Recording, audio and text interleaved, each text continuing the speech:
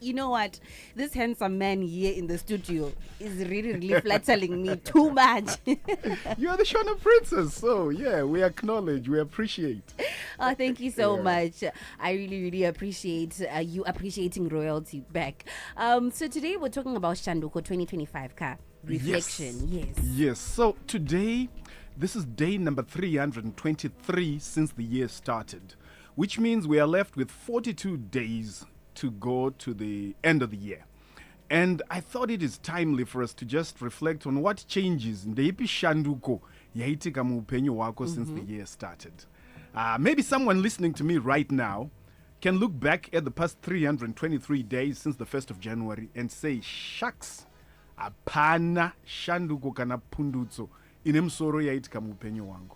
Maybe somebody's looking at it and say, yeah, I've made reasonable progress. Maybe someone's saying, I'm so excited, I made more progress this year than I've ever done. But if you don't stop to reflect, ukasazipa nguva yekuongorora kuti ndima yandarowa yakamira sei, you miss the opportunity to learn from practical experience, which opportunity can empower you as you set your next goals and aim to achieve whatever you are setting for yourself. So this is a moment in time when I feel it is timely for us to reflect as we plan to do what I would call the final push towards the end of the year, to say in these next 42 days, what will I concentrate on? What will I focus on? Where will I put my intense energy? And also as we start thinking about 2026. So it's a day of reflection really to say, gorerino, ndezvipi zvandakabura. So the starting point really is, did you have a plan when the year started? Whether it's written or not written, whether it was a solid concrete plan or kind of vague. And maybe I could start with the Shona Princess Zanani. Did you have a plan? You don't have to share with us, but did you have a plan for the year 2025? I had a few milestones. I had a vision board as well. Wow. I think the vision board theory does work. One or two things. However, with everything that I wanted to achieve per vision board, Ranguka, I would go to I don't go to church that often. I will speak that and be honest. However, every time I'd want to, or I'd feel like I'm about to achieve, and then go into church just to spiritualize it, then go back and try. So I think I had a plan. Some of the plans came through, some of them fell through, but yeah, more or less vision board. Yeah, so the question is, did you have a plan? A significant number of people didn't have a plan, but some have. I mean, I know from statistics, I've been in this business long enough, working with so many people that I know, but I'm challenging you right now. If you're listening to me and you are maybe not so happy with what you achieved in 2025, the starting point is go back to that plan. Look at it if you had a plan. If you didn't have a plan, we can still conduct this reflection. Don't worry about it. But make a commitment that 2026 is Shanduka. You will not attack 2026 the same way you attacked 2025. And that way, you will not get the same results or lack of results that you got in 2025. So I always like to start on the positive. One of the things you must know about me, Zanani, and I'm sure V Candy knows this, is that I work based on what is called appreciative inquiry. I believe that we excel when we focus on what is working, what is positive. When we concentrate on what we are excellent at, then we can rise to our highest potential. So the first point for me would be, as I look at 2025 as it is coming to an end, what are the major achievements? What are the things that I'm really, really proud of? What is it that I'm grateful for? What do I totally appreciate in terms of maybe the circumstances that I attracted in my life, the successes that I achieved, maybe even the actions that I somehow managed to come up with the courage to take. And looking at my 2025, I must say, among other things, I have managed to remain consistent in managing my hit list. So I have what I call a hit list. This is a list of people who play a very critical role in my life, especially in terms of my business. So I've realized that if I stay in touch with every single one of these people throughout the year, sooner or later, they add significant value in my life. So it's something that I've battled with because naturally I'm not a consistent person. I am a creative type. I come up with a new idea before tea break, before tea in the morning, and by lunchtime I've got 10 other different ideas, and by evening I've got 20 others. And the problem with that is that you then don't really get to ensure that each of those ideas succeed. So one of the things I would say I'm really happy about in 2025 is that I've been consistent with my hit list, and it has paid dividends. There are results that have come, measurable results. So if you're listening to me right now, what is it that you were consistently doing in 2025? Something positive, something that helps you. What is it that you can say, you know what, I'm grateful, I appreciate the fact that I managed to consistently do this. In terms of some of the interesting experiences, well, traveling. I love traveling, and this year I managed to travel to 2 countries that I'd never been to. And, lovely. Yeah, I went to Somalia in October, which was a very interesting experience. I did talk about it on radio, I think. And then last 2 weeks ago, I was in Senegal. I also hadn't visited that country before. Lovely. And these countries had not been on my plan for the year, but I think this is just a bonus of some of the things that happened. Having said that, there are a lot of things that didn't go well. So if you're listening to me right now, here is my number 1 question to you. What were your 5 biggest successes in 2025? Never underestimate the power of this. A lot of people think, nah, I shouldn't talk about my successes. Let me just focus on what didn't go well because that's what I need to improve. But the energy, the power that drive the impetus to focus on what you need to do is heightened by appreciating what you're already good at. It gives you energy. You know, what you feed grows. So if you feed your successes, they grow. If you focus only on your failures and your shortcomings, you also make them grow. And there's a chance that they will overwhelm you. So that's question number 1. What were your 5 biggest successes in 2025? So Zanani, give me one. I put you on the spot. You did put me on the spot, to be honest. Only because I don't like to share my personal life like that. However, because sometimes it could help other people. I think my biggest success is that I was able to talk about things that I normally don't talk about. So I managed to advocate for people who have been suicide victims, as I've been one from myself. I managed to buy myself my first vehicle. Yay! Congratulations! Thank you. And I think I helped my mom build a house. Wow! So these are things that I'll be doing behind the scenes, but yeah. Awesome. And it's inspiring. You know, when I hear somebody talk about their achievements, I can't help but feel inspired that, you know what, it's possible, it can be done. True. It's not all doom and gloom. So a lot of people don't realize the value of that inspiration. And a lot of it also comes from the environment you hang around. If you hang around people who are not purposeful, who are constantly complaining and moaning and finding fault, it rubs onto you. So I appreciate you sharing that. So let me move on. Number 1, we spoke about your 5 biggest successes in 2025. Number 2, can you look at your 2 biggest disappointments in 2025? What were your 2 biggest disappointments? You don't have to share. Hey, I'm just saying this to the listener. I don't want to continue to put you on the spot. Please, but feel free if you've got something to share. Feel free, okay? I think my biggest disappointment this year for me was realizing that sometimes you don't have to have a big heart. Sometimes you do need to set boundaries with friends, with co-workers, with partners, with certain relationships. You are allowed to say no. So my biggest disappointment was not standing up for myself sooner. And it took me months of realization and months of toxic relationships and emotional abuse for me to realize that as a person, sometimes you are allowed to put yourself first. Wow. Interesting. I'm impressed by the depth of your reasoning and your analysis. It's quite profound. And it reminds me of a concept I came across this year that's called toxic generosity. Have you ever heard of it? I think I've lived toxic generosity. Toxic generosity. And when I heard about it, initially it was like, how can generosity be toxic? But then I remembered concept of one of my friends who is extremely generous.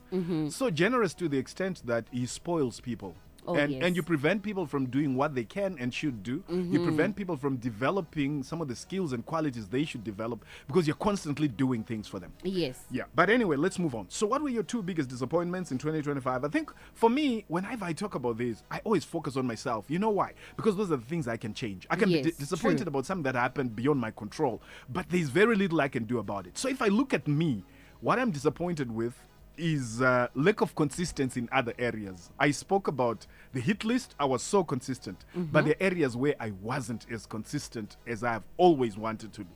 And that continues to be a struggle for me. I continue to fight until I win that. And I must say, in the past 20 years, there's been significant change. The Jonah that was there 20 years ago was totally inconsistent compared to the Jonah that's there today. So one of my disappointments is that I wasn't as consistent in other areas of my life. But let me move on to maybe 6 important factors in your review. Number 1, and this is very important, no matter what the situation, what the circumstances, ultimately is the actions that you take that will bring the results. Whether you fail or win or lose, your actions matter. So rate yourself in terms of your actions. What is your own assessment of the effort that you put into achieving your goals on a scale of 1 to 10? And I'm not asking you, Zanani. I'm asking the listener. What is your effort? How much effort did you put? What did you actually do in terms of taking action? Because I've seen some people who are complaining, they're unhappy, they're dissatisfied, but they are not taking any action to make things different. And ultimately, that's what matters. You know, the other day I caught an in-drive. I was going to the airport, and I was chatting with this guy. And his situation is not very different from the situations of many Zimbabweans. He had his gig he was running, he had his hustle that he was doing, and he was doing it for years, and it was giving him money. And suddenly things changed so badly that not only did he find himself no longer earning money, but he found himself in debt. Yo. And he was heavily in debt. So what he has done is he has become an in-drive driver, you know. And I was saying to him, you know, that is brilliant. I use for the height that he has reached, this is actually quite a downfall. And I can just imagine some of those fair weather friends saying to him, of course. MD. But I say to him, this is great. You know why? Because when you are taking action, you actually manage stress much better.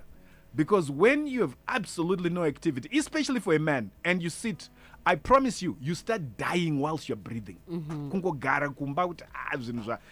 I mean, honestly, so for me, taking action is no substitute. You just have to take action. So what is your rating of the effort or the action that you took in 2025?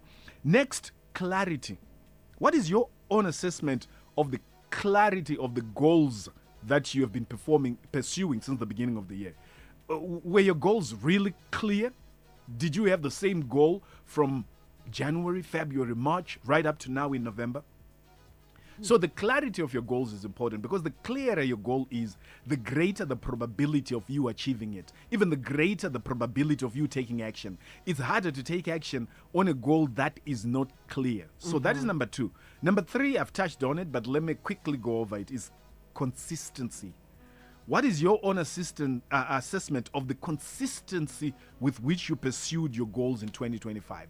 Did you just do it? Oh, okay, it's a new year, I've got a resolution, and then a week, 2 weeks, and then you gave up? Or did you continue? Or maybe at some point you lost steam, but you managed to restart, re-energize yourself, jump-started yourself, and got back in the ring, you know. So that consistency is of utmost importance. And then number 4, innovation. What is your own assessment of the innovation you put into achieving your goals? Innovation, I'm talking about creativity, doing something differently, because a lot of people will do the same thing and expect different results. It doesn't work like that. How much innovation did you do? What creativity did you apply to whatever actions you were taking? And number 5, sort of similar to what we did in the beginning, the results. What is your own assessment of the results you achieved? Remember, we started by saying, what were your 5 biggest successes? Well, the difference now is saying the results, positive or negative. What would you say are the results that you obtained, and how happy are you with those results on a scale of 1 to 10? And finally, number 6, growth. What is your own assessment of the growth you experienced in 2025? Sometimes our goals take longer. Actually, usually they do, because most people underestimate what they can do in the long term and overestimate what they can do in the short term. So a lot of people have unrealistic targets, unrealistic deadlines. But then you come to the end of the year and you say, right, I'm putting the effort, I'm doing what I should, I'm making progress, but I'm not making the progress as fast as I would want. However, as I start on the new year, I've got a foundation to build on. I have achieved certain growth this year, and I won't throw that away just because I haven't reached the final destination. I'll say, this is a starting point, this is what I'll build on. So that number 6 about growth speaks to that. What is your own assessment of the growth that you have experienced this year? Sometimes I use the cash model to measure growth. And cash is KASH. The K stands for knowledge. What knowledge have I acquired this year that I can build on? The A is for attitude. How have I refined my attitude so that the attitude that I have is attracting the success that I desire? The S is for skills. What skills have I acquired this year that I can build on as I close the year and as I get ready to plan for 2026? And the H is for habits. What habits have I developed? What bad habits have I managed to get rid of or to overcome? So this is what it's all about. And as we head towards 2026, if you're somebody who feels that this kind of thing I'm sharing resonates with you, this is the way you want to attack 2026, this is the way you want to finish on a high note, then I invite you to join the Success Family. The Success Family is a group of individuals who are purposeful, who support each other, who inspire each other, who set goals, who review those goals, and who are deliberate and take conscious effort about their development. And if you'd like to join the Success Family, send the word JOIN, JOIN, to the following number. Send it via WhatsApp, 078 248 9653. Let me repeat that. If you want to join the Success Family, which is a personal development group, it's free of charge. There are 2,400 members so far. You send the word JOIN, JOIN, to the number 078 248 9653. How are we doing on time? We only have like 20 seconds. So listen, do you want your 2026 to be different from your 2025 and previously? If you do, then I challenge you to take action starting now. Thanks. Asante sana, Jonah. That was really, really inspiring and very insightful into one's look throughout the rest of the year. Star FM is sounding good all the time. It's 10 o'clock and it's time for the news. This